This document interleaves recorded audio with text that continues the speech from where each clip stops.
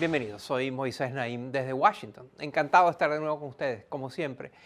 Basta echar un vistazo a los titulares de las noticias para confirmar esa sensación que creo que todos tenemos de que está pasando demasiadas cosas raras, nuevas, amenazantes algunas en el mundo. Un mundo convulsionado, lleno de complicados conflictos, de crisis que no habíamos visto antes. Es un mundo en el que se ven amenazados los sistemas políticos, los líderes de siempre, las potencias globales, y que todo parece estar cambiando, hasta la naturaleza, donde vemos que hay todo tipo de accidentes climáticos, desastres naturales, cada vez más frecuentes, cada vez más potentes. Es por eso que hoy le vamos a dedicar todo el programa a analizar, a pensar nuestra difícil actualidad mundial. ¿Cómo están cambiando los círculos del poder global y qué significa eso para usted? ¿A qué tendencias, a qué personajes y países le debemos prestar más atención? ¿Cuáles serán las fuerzas que mueven nuestro mundo en estos tiempos? ¿Y cuáles serán las fuerzas que moverán el mundo más adelante? Para contestar a estas y otras importantes preguntas como estas, tenemos en el estudio un invitado muy especial. Nos acompaña aquí en el estudio el periodista y autor estadounidense Thomas Friedman. Friedman es muy conocido, tiene décadas como columnista del New York Times, ha recibido 11 doctorados honoris causa, ha publicado 7 libros, todos los cuales han sido bestsellers y han sido publicados en muchísimos idiomas, ha ganado 3 premios Pulitzer que honran a lo mejor del periodismo de Estados Unidos y sus artículos son leídos por jefes de Estado, empresarios, líderes sociales y comentaristas alrededor del mundo. Es alguien que forma opinión a nivel mundial. Ha escrito sobre las más recientes polémicas y la conducta del presidente Donald Trump y el cambiante rol de Estados Unidos en el mundo, cómo está cambiando su relación, la relación de esta superpotencia con otros países. También se especializa en escribir sobre el Medio Oriente, que es una zona que él ha estado cubriendo desde que era un joven periodista. Le interesa mucho el clima y ha escrito sobre las consecuencias políticas y geopolíticas, el cambio climático. En fin, él toca todas las teclas del mundo y de la actualidad mundial de estos tiempos. Su objetivo siempre es el de transmitir de una forma asequible, simple, temas muy complicados de la economía y la política mundial. Y eso es precisamente lo que viene a hacer aquí con nosotros hoy. A continuación, mi conversación con Thomas Friedman. ¿Cuán asustado estás de lo que está pasando? ¿Cuán asustado estoy, Moisés? En una escala del 1 al 10 diría que 6.5, quizás 7. Estoy más asustado de lo normal porque el gobierno de Donald Trump está atacando los pilares fundamentales de la sociedad estadounidense, la verdad y la confianza. Tenemos a un presidente que, según el Washington Post, ha mentido o ha hecho declaraciones engañosas más de 2,000 veces en su primer año en el cargo. Y sus mentiras, muchas veces dirigidas a sus compatriotas o al Departamento de Justicia, el FBI o la CIA, están afectando la confianza en nuestras instituciones y entre nosotros mismos. Sin verdad y sin confianza, la democracia no es sostenible. Y a pesar de todo, no pasa nada. La gente sigue apoyándolo. Yo no pienso que tantas personas lo estén tolerando, sino que las instituciones en su mayoría están aguantando. El FBI está investigando la injerencia rusa en nuestra elección. Un investigador especial está revisando la posible colusión entre el presidente y los rusos. El fiscal general Jeff Sessions, por haber sido parte de la campaña Trump, se marginó de esas investigaciones en contra de los deseos del presidente. Así que por ahora las instituciones se han mantenido sólidas, pero no debemos asumir que siempre será así. Institutions are still holding for the most part, but we should not take that for granted. Pero ¿quiénes son los facilitadores de esto? ¿Quiénes son los individuos o instituciones que hacen viables estas estrategias y estas conductas de Trump? Moisés, there's one uber enabler, and that is the Republican Party. Moisés, hay un principal facilitador, el Partido Republicano. Es lógico que el partido se alinee con un presidente republicano. Eso lo hemos visto antes. Pero la gran sorpresa ha sido cómo todo el partido ha estado dispuesto a apoyar a este hombre, incluso en sus peores momentos. Me sorprende, por ejemplo, que Trump haya podido convencer a todo el Partido Republicano a apoyar una ley de impuestos que fue hecha de forma imprudente e irresponsable, sin mayores revisiones o análisis de expertos. or input from experts. Hay que reconocer que tú lo detectaste antes que otros. Tú muy temprano durante su campaña empezaste a decir que había que tomarlo en serio cuando todos los demás lo desdeñaban y no pensaban que podía llegar a ser candidato y mucho menos presidente. ¿Qué viste tú que no vieron los demás? Well, at the time, the whole Pues durante los 2 años previos a la presidencia de Trump, yo estuve recorriendo el país mientras trabajaba en mi libro Gracias por llegar tarde. Y vi a muchas personas que se sentían desencajadas. Vi a muchos estadounidenses ir al mercado y toparse con una cajera que tenía algo que le cubría la cabeza, que no era un gorro de béisbol, sino un velo, o que hablaba un idioma que no les era conocido. baseball cap, or speaking a language that was not familiar to them. Vi a estadounidenses desconcertados con las nuevas relaciones entre géneros o con el flujo de inmigrantes y de rápidos cambios tecnológicos que estaban moldeando las dinámicas de su trabajo. Más estadounidenses que nunca antes sienten que aquello que los ancla al mundo, el sentido de comunidad, de identidad, sus empleos, se ha desestabilizado rápidamente. Por eso no me sorprendió que apareciera un hombre diciendo, construiré un muro. We will build a great wall along the southern border. El muro era una metáfora, no era solo sobre inmigrantes, era un muro para detener los vientos de cambio. Eso fue lo que mucha gente entendió. Entonces, desde el inicio, me preocupó que fuera un mensaje atractivo en esta época de rápidos cambios. At this time of increasingly rapid change. Tú has estado preocupado por la declinación de Estados Unidos desde hace un tiempo. Estuviste en este programa en el año 2011 y esto fue lo que dijiste. So if you actually Si nos preguntamos cuáles son los pilares de nuestro éxito y cómo se encuentran hoy en día, las flechas apuntan hacia abajo en demasiados lugares. Moisés, Moisés, el inversionista Ray Dalio, presidente de Bridgewater, una importante empresa de inversiones, dijo recientemente algo que me llamó mucho la atención. Él dijo que la verdadera división en Estados Unidos no es entre el 1% más rico y el resto de la población.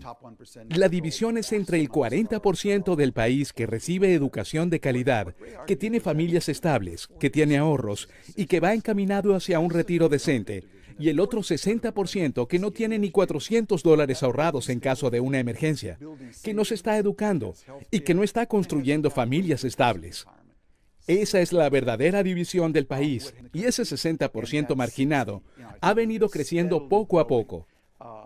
Ese no fue el Estados Unidos en el que crecí. En ese entonces, 80% estaba en buen camino.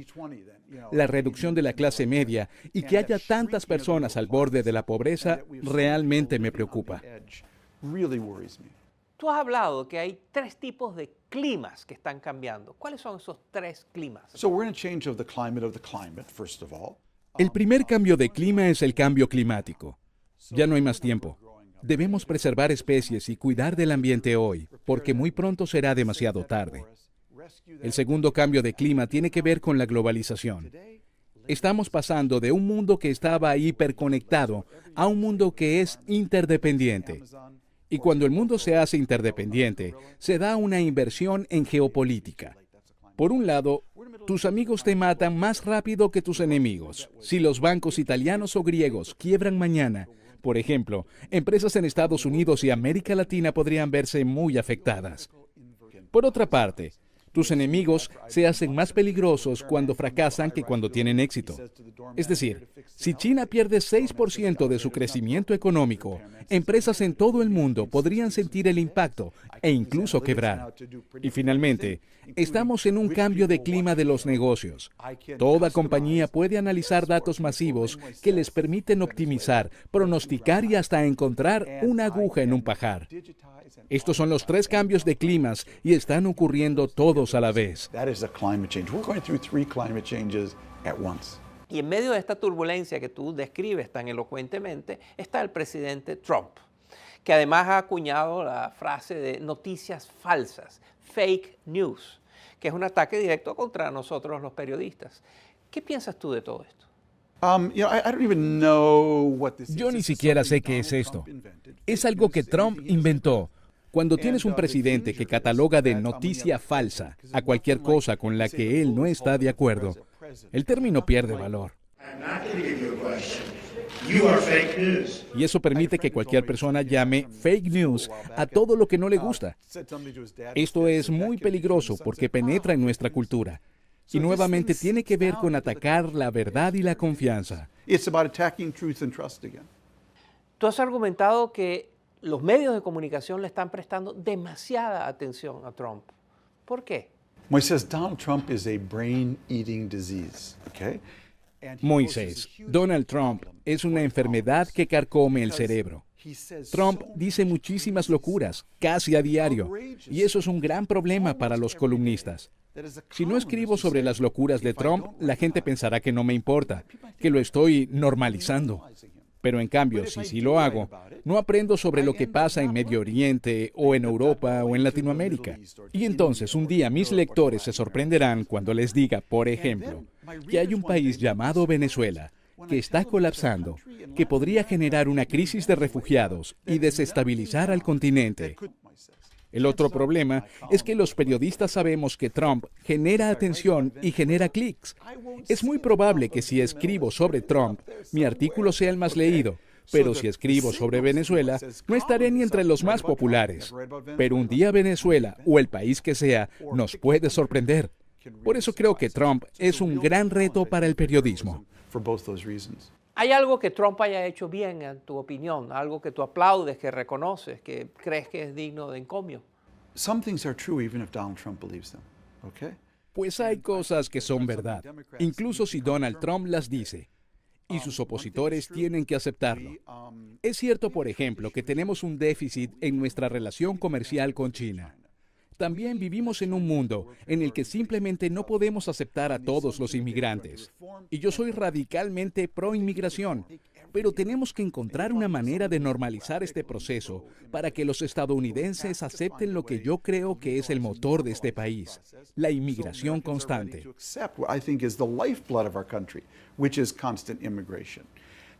Los instintos de Trump no son todos equivocados, pero el problema es que, en lugar de construir soluciones en torno a estas ideas, suele optar por caminos destructivos. Hoy la bolsa de valores está a su nivel más alto en la historia, y el desempleo está más bajo que nunca antes. Y sin embargo, el presidente no llega ni al 40% de respaldo.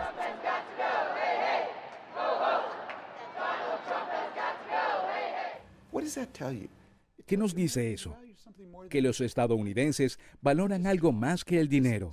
Quieren a un presidente que los inspire, que los represente con dignidad en el mundo, que los una, que no mienta constantemente. No se trata solo de empleos, empleos, empleos. Y quiero cambiar de tema para hablar de otro país grande, importante, donde están ocurriendo grandes cambios, Arabia Saudita. Tú fuiste invitado por el príncipe heredero a ir allá y pasaste mucho tiempo conversando con ellos. ¿Cómo fue esa conversación? ¿Qué está pasando en Arabia Saudita? El punto fundamental que me interesa de Arabia Saudita se remonta a 1979. En ese año se instaló un gobierno islámico en Irán, y en Arabia Saudita la familia real se radicalizó y, apoyados de su riqueza petrolera, comenzaron a exportar las ideas más puritanas del Islam. La combinación de un régimen islámico en Irán y un régimen fundamentalista en Arabia Saudita cambió profundamente al mundo y llevó al Islam por un camino peligroso, que ha traído eventos como el 11 de septiembre y la formación de grupos como Al-Qaeda e ISIS. Aunque el príncipe heredero de Arabia Saudita, Mohammed bin Salman, tiene muchos fallos, como lo son sus instintos autoritarios, también ha empezado a dar pasos para moderar al Islam y devolverlo a donde estaba antes de 1979. He has vowed and he has undertaken steps to return Islam to a moderate path from 1979. Esto es sumamente importante, sobre todo cuando consideramos los trillones de dólares que el mundo ha tenido que gastar por la radicalización del Islam. Así que cuando la gente me dice, Bueno, pero él hizo esto o hizo aquello. Yo les digo, ¿saben qué? La opción perfecta no existe. Perfect is not on the menu. Esta visita al Palacio del Príncipe Heredero, en las conversaciones que tuviste con él, ¿hubo algo que te sorprendió? What surprised me about him is that Me sorprendió que a pesar de ser un tipo atrevido, necesita un consejero. Incluso le pregunté quién era su consejero y me dijo que su padre. También mencionó mucho a su madre y en especial a su esposa. Pero en este mundo le serviría un consejero estadounidense, un secretario de Estado como James Baker, quien solía decirle al príncipe Bandar, en aquel entonces embajador de Arabia Saudita en Washington, sienta tu trasero real, vamos a tener una Baker conversación. used to say to Prince Bandar, the Saudi ambassador in Washington, sit your royal ass down there and we're going to have a conversation. Okay? He needs that El kind of príncipe approach to heredero, say, Bin Salman, necesita que alguien lo ayude a contener sus peores impulsos y a implementar sus mejores. Desafortunadamente, no solo no lo tiene Moisés. Estados Unidos ni siquiera tiene un embajador en Arabia Saudita. Unfortunately, not only does he not have a coach, Moises, we don't even have an ambassador in Saudi Arabia. Siguiendo con el Medio Oriente, que es un área que tú conoces bien, que has cubierto por mucho tiempo, ¿qué está pasando con el proceso de paz, las conversaciones entre palestinos e israelíes? Over. Completely over. We're into the age of the one-state solution. Se acabaron por completo. Nos adentramos en una era en la que la única solución es la de un solo Estado. Nosotros, los que queríamos una solución de dos estados, tenemos que admitir que perdimos. Netanyahu ganó, y ahora creo que deberíamos referirnos a él como el primer ministro de Israel-Palestina, porque eso es lo que es. Y ganó por muchas razones. Una de ellas es que los palestinos están totalmente divididos y perdieron muchas oportunidades, en particular cuando Israel cedió Gaza en 2005. Gaza es un territorio pequeño, densamente poblado, pero con una hermosa zona costera. No es perfecto, pero los palestinos tuvieron una oportunidad de convertirlo en su Singapur. A chance to make it their Singapore. They could Y si lo hubiesen hecho, hoy estaríamos hablando de una solución de dos estados porque Israel hubiese dicho, bueno, si lograron eso en Gaza, podemos confiar en ustedes. Pero no, en lugar de construir un Singapur, cavaron túneles para infiltrarse en Israel. Ahora Israel ha entrado en una fase de binacionalismo.